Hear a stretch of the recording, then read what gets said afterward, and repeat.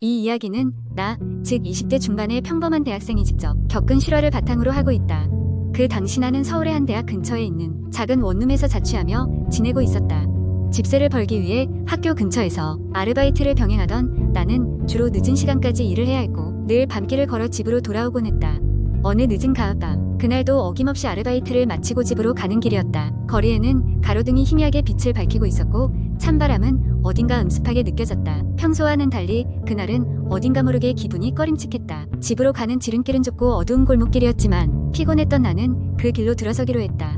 그 골목은 오래된 나무들이 양옆으로 늘어서 있고 낮에도 밝지 않아서 항상 서늘한 기운이 감돌았다. 아마도 사람들은 그곳을 괜히 피하는 것 같았다. 나는 이어폰을 끼고 음악을 들으며 그곳을 걸어갔다. 그때였다.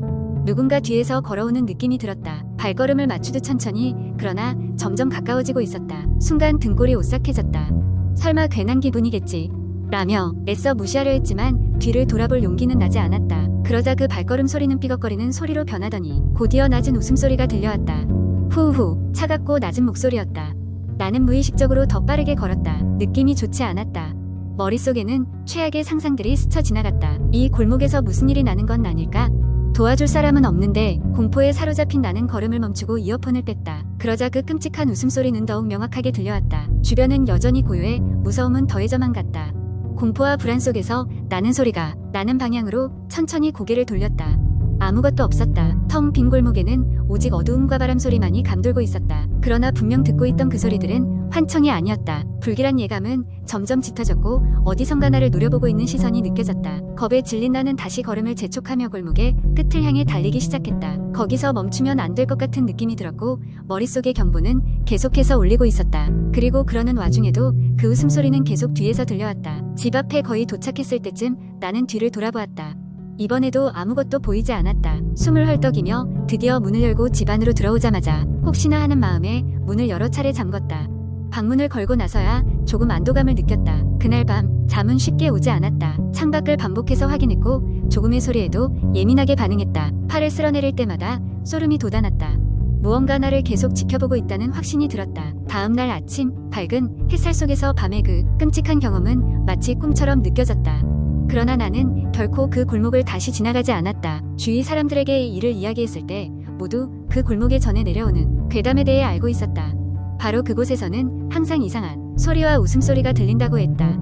그저 길을 지나가는 사람들마저도 자신도 모르는 사이에 무언가 따라온 느낌을 받았다며 이야기했다. 나는 그 후로도 오랫동안 밤길을 혼자 걷지 않으려 했다. 지금도 그날 밤의 이유를 정확히 알 수 없지만 그 오싹한 기억은 여전히 생생하다.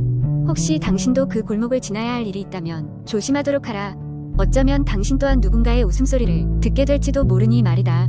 두 번째 이야기. 어느 작은 시골 마을에는 오래된 한옥이 하나 있었다. 그 집은 귀신이 나오는 집이라는 소문이 돌아 근처 주민들조차 가까이 가기를 꺼려했다. 그 집의 원래 주인은 여러 해 전 사라졌고 이후로도 그 집에 이사온 사람들은 이상한 현상들을 겪고 얼마 가지 않아 떠나버리곤 했다. 어느 날 도심에 살던 한 젊은 부부가 그 시골 마을로 이사 오게 되었다. 이 부부는 도시 생활에 지쳐 조용한 전원 생활을 꿈꾸며 그 집을 선택했다. 마을 사람들은 걱정스러운 눈빛으로 그들에게 조언했지만 부부는 그저 미신일 뿐이라고 대수롭지 않게 생각했다. 첫날 밤부터 이상한 일들이 벌어졌다. 부부는 침대에 누워 천정을 바라보다가 어떤 희미한 구름 같은 것이 방 안을 떠다니는 것을 보았다. 처음에는 그저 눈의 착각이라고 생각했지만 그 구름은 점점 더 선명해지더니 마치 사람의 형상을 띠기 시작했다. 놀란 부부는 불을 켜고 주변을 둘러보았지만 아무것도 볼 수 없었다. 몇 주가 지나자 다시 이상한 일들이 일어났다. 부엌에 놓아둔 물건들이 다른 자리로 이동해 있거나 집 안에서 발소리가 들리는 듯한 착각이 계속해서 일어났다. 가장 괴상한 것은 밤이 깊어갈수록 점점 춥고 음산해진다는 점이었다. 마치 집 전체가 살아 숨쉬는 듯했다. 부부는 점점 더 수면 부족에 시달리기 시작했다. 아내는 매일 밤마다 기묘한 꿈을 꾸었고 그 꿈속에서는 항상 한복을 입은 여인이 나타났다. 그녀는 아무 말 없이 울고 있는 듯 보였으며 때로는 분노에 차서 자신에게 소리 지르는 것 같았다. 남편 역시 꿈에서 자신을 향해 다가오는 희미한 그림자에 쫓기곤 했다. 이상한 일들이 반복되자 부부는 그 집에 얽힌 사연을 찾기 시작했다. 그들은 마을의 한 노인을 만나 이야기를 듣게 되었는데 그 노인은 그 집에 얽힌 비극적인 이야기를 해주었다. 오래전 그 집은 행복한 가족이 살던 장소였으나 어느 날 큰 화재로 인해 가족 모두가 목숨을 잃었고 그 이후로 알 수 없는 현상들이 일어나기 시작했다고 했다. 부부는 노인의 이야기를 듣고 좀 더 깊게 조사하기로 했다. 그들은 지역 도서관을 찾아 관련 기록들을 뒤졌고 그 과정에서 옛 신문, 기사와 사망 기록들을 발견했다.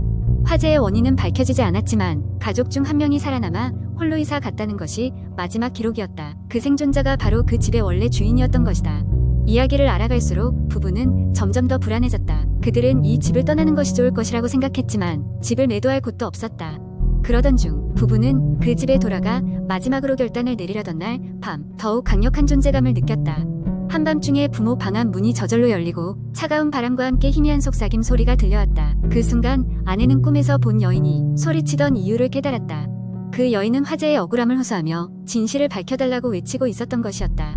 남편은 아내의 이야기를 듣고 나서야 자신들이 그 소원을 들어주는 것이야말로 이 괴현상을 멈추게 할 방법이라는 것을 깨달았다. 그들은 마을과 도서관 그리고 그 집에 얽힌 모든 정보를 모아 사건의 진실을 파헤치기 시작했다.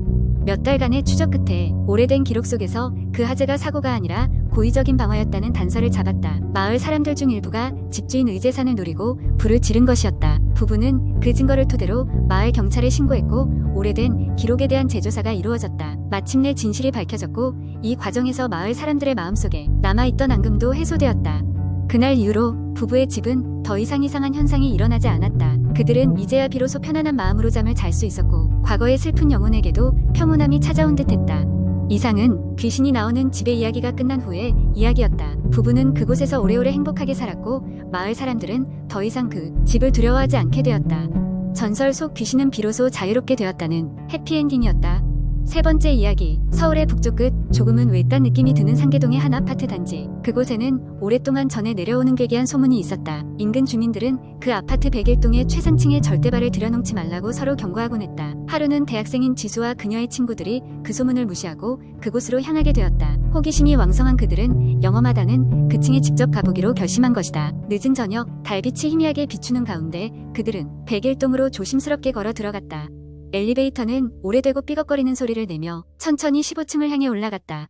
문이 열리자마자 그들은 차가운 바람이 지나가는 것을 느꼈다. 복도의 끝에는 가로등이 꺼져 있었고 특유의 어두운 분위기가 그들을 감쌌다. 그들은 무언가에 이끌리듯 1504 앞에 섰다. 문은 약간 열려 있었고 안에서는 희미한 빛이 새어나왔다. 그들은 문을 두드리려다 곧 포기하고 문틈으로 안을 살펴보기로 했다. 거실 중앙에 낯선 실루엣이 보였다. 마치 누군가가 그들을 노려보고 있는 것 같았다. 기분 나쁜 기운에 지수는 친구들에게 돌아가자고 손짓했지만 호기심에 사로잡힌 친구들은 안으로 들어가고 말았다. 신발을 벗고 안으로 들어가는 순간 문이 저절로 닫혔다. 그들은 순간 식은땀이 흘렀다. 빛 한 점 없는 거실은 이질적인 냉기로 가득했고 벽에 걸린 오래된 시계는 이상하게도 움직이지 않았다. 그 순간 어디선가 어린아이의 웃음소리가 들려왔다. 웃음소리는 점점 커지던 이것을 한복판에서 멈추었다. 지수와 친구들은 이제 다시 나가고 싶었지만 막상 손을 뻗어 문 손잡이를 잡아 돌리려 하자 문이 열리지 않았다. 두려움에 휩싸인 그들은 서로의 이름을 부르며 어떻게든 탈출할 방법을 찾고 있었다. 그때 한 친구가 용기를 내서 거실벽에 전원을 돌려 불을 켰다. 그들이 목격한 광경은 충격적이었다.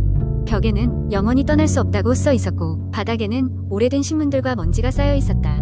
그 순간 방 안의 공기가 떨리더니 천장에서부터 어둡고 긴 그림자가 나타났다. 그림자는 단순한 형태가 아니었고 마치 여러 사람의 얼굴이 뒤섞인 모습이었다. 그림자는 서서히 그들 쪽으로 다가왔다.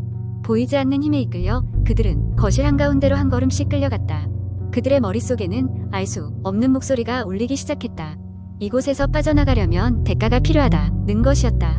그들은 필사적으로 서로를 붙잡고 이 상황에서 벗어나려 했지만 누군가의 손길이 그들을 더 강하게 눌러 붙잡았다. 그때 지수가 주변을 둘러보다가 창문 쪽에서 무엇인가 빛나는 것을 발견했다. 그것은 오래된 화투패였다. 희망의 빛을 본 그녀는 화투패를 잡고 외쳤다. 이것이 대가라면 여기 있다. 순간 거실을 가득 채운 그림자는 사라지고 그들의 손발도 다시 자유로워졌다. 그들의 심장이 충격으로 요동치는 가운데 문이 갑자기 열렸다. 그들은 망설임 없이 그곳을 빠져나와 계단을 통해 1층까지 달려 내려왔다. 다행히 아무도 다친 이 없이 아파트 밖으로 나올 수 있었다. 그 사건 이후 지수와 친구들은 다시는 상계동 근처에 발을 들이지 않았다. 하지만 그것이 끝이 아니었다. 그들이 경험한 일은 한낱 악몽에 그치지 않았다. 그들의 꿈속에 가끔씩 나타나는 그림자는 여전히 그날의 일이 현실임을 상기시켜주고 있었다. 그리고 몇 년 후 그 아파트 101동은 재건축으로 철거될 운명이었으나 그날의 사건 이후로 네버랜드 같은 전설로 남겨졌다. 주변 주민들은 여전히 그곳에 가까이 가지 않으며 어쩌다 그곳을 지나치는 사람들은 한기를 느끼곤 한다.